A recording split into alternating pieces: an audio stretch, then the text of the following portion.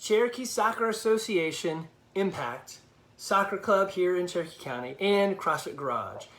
Lifting for your players. What does that mean? So, if you're a 2008 player, then you already know me. I'm Coach Andy, and I either coach your daughter or your daughter's on the A team, or your daughter's looking to move into select from Coach Nick or Coach Robert's team. Also, for the 2007s, you're probably with Coach Beltran or Coach Alex. So I know a bunch of you players either scrimmaged with us, or I was actually at the 2007 game the other day. So, I wanted to explain what we're doing for the 2008s and why, and make it very particular for you guys so that you understand. Mostly for the 2007s. I think for the 2008s, I've already talked about this. So, when I was at your game, I just came to watch. Eric Richards and Wes Harper both started CrossFit Garage with me, and Shane, who doesn't have a kid on the team. But years ago, I'm the only owner of the garage now. They do other stuff. And years back, we put into place summer strength for my daughter, Olivia, who played at Cherokee Impact also. She would be, I guess, U19 now, but I mean, she plays at the high school, so she doesn't play club soccer at the moment. She's now going to college. I've got one of those. See the gray hair. But so we put this program together for her back 8-ish years ago. She was a 12, U13. So she was 12 or 13 at the time, right? So U13 and she's 19, so that's 12, 7 years? Whatever. I'm bad with math on the spot.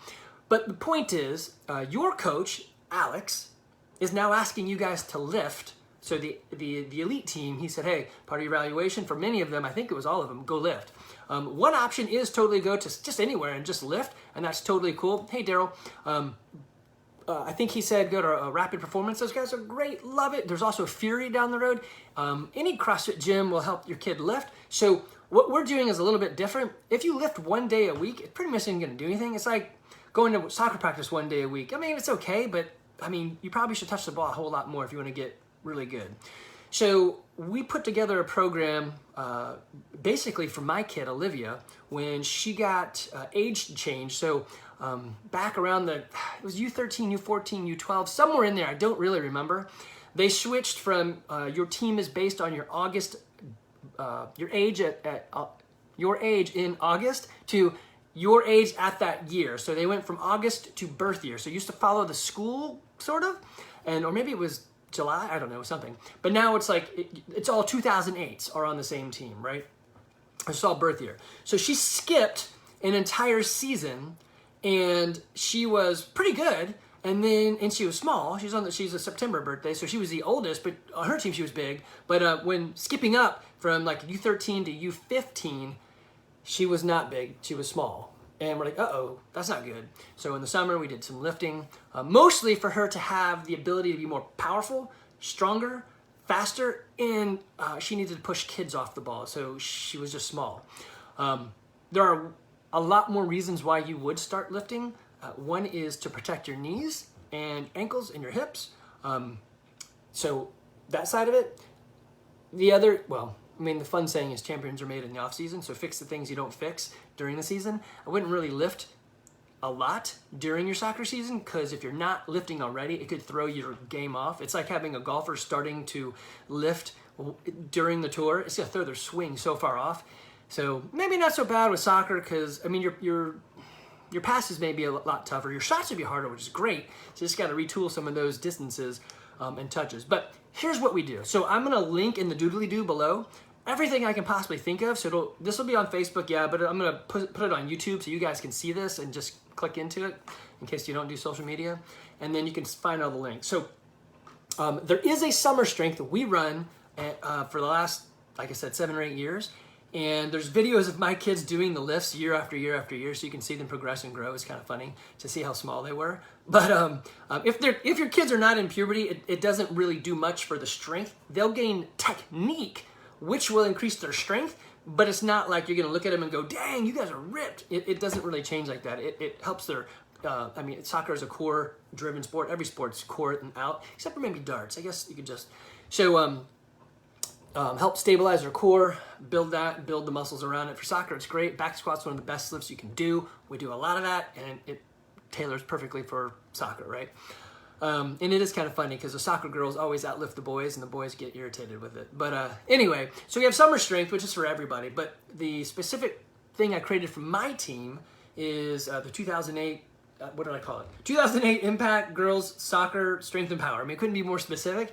It's at 11:30. So if you guys have enough for your own grouping, we'll just create a class for you. Otherwise, you can just join into ours. So it's not a big deal. Just get them in, lift, and then do some socially fun things after. Because if you're not building a team and getting them together, then, I mean, you're just going to fall apart later on. You got to have everybody like each other. If there's a kid on the team that naysays and picks on other teammates, if you're a parent naysaying and picking on other teammates, that's a problem. You should probably just not go to the games or sit so far away no one can ever hear you. You shouldn't. I did that, and it took me 4 kids in 15-ish years or whatever, and thousands of soccer games. I think I calculated at one time. I've been to over 1,000 soccer games, and so it took a long time. But I am no longer the a-hole. So I mean Andy, so it's A, but I'm not. Yeah. So it takes a while, but don't yell. If you're a kid on the field and you're yelling at other kids, or your kid's the one yelling at other kids, you probably need to talk to them about stopping. That's a whole different conversation, but you can ruin a team like that. So we want some social aspect part in this lifting. One of the parents, when I was talking to the 2007, said, my girl would not go lift every day if it's every day. It's not really. So Monday, Wednesday, Friday, we're doing the lifting. That's what they need to go to. We add in the CrossFit stuff for free, for fun. We want them to come and to have more than lift. We want to also increase athletic prowess through CrossFit, because CrossFit's for athletes and it's awesome.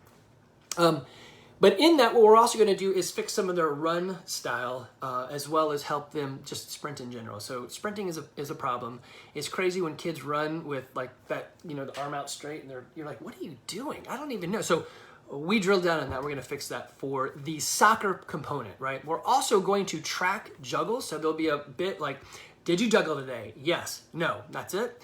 And then on Friday, what was your highest juggle number this week, right? Or something. We'll come up with a way for them to categorize, and they can bring a ball and juggle while they're there, or they can do it at home.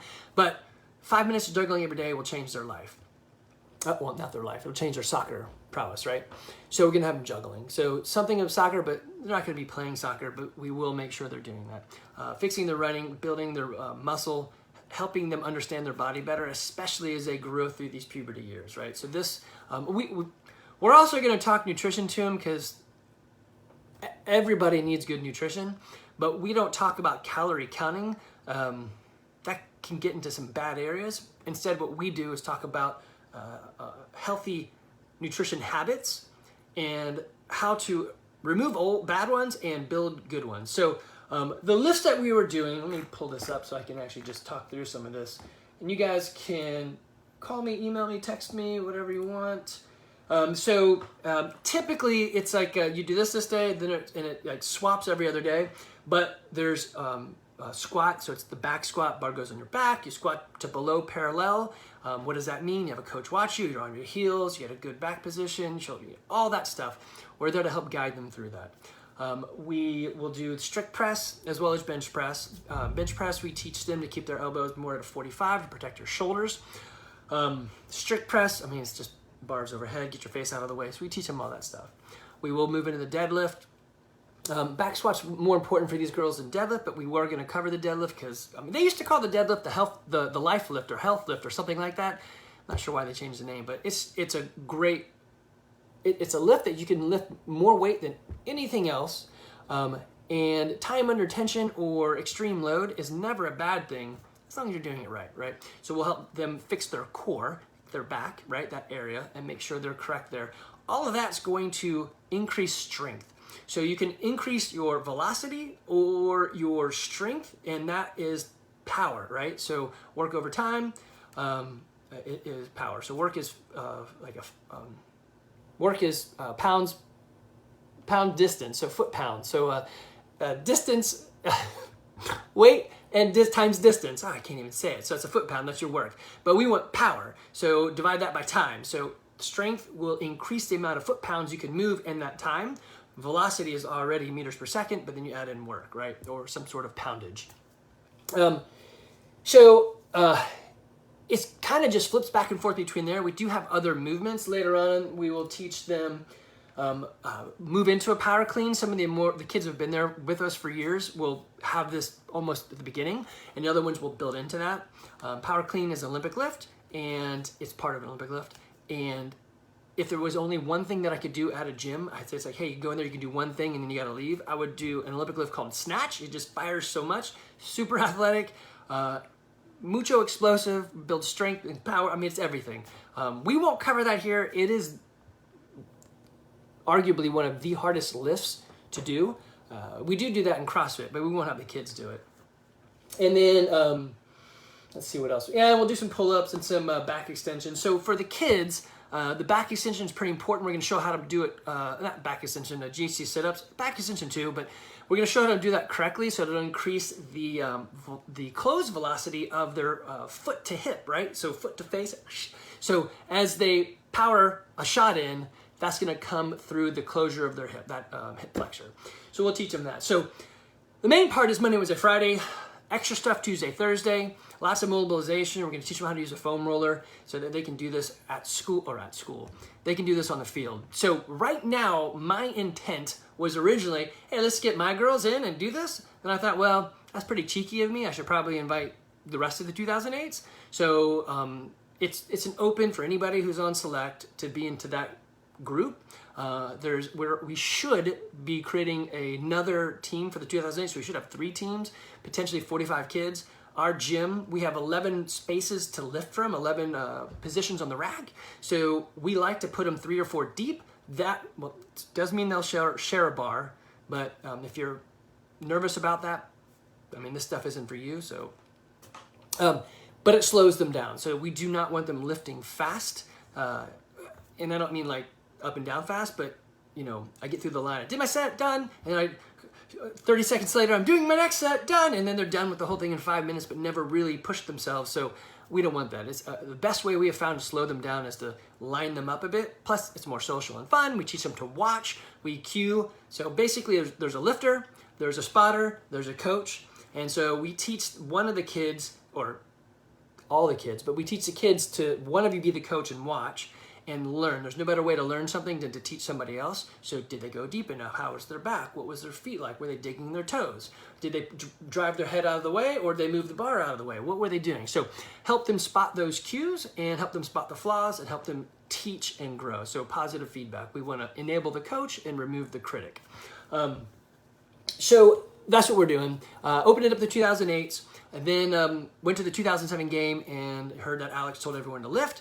So you guys, 2007's, Beltran's group, Alex's group, you guys are totally welcome to join in. If you can get enough kids, we will just start your own class. I would say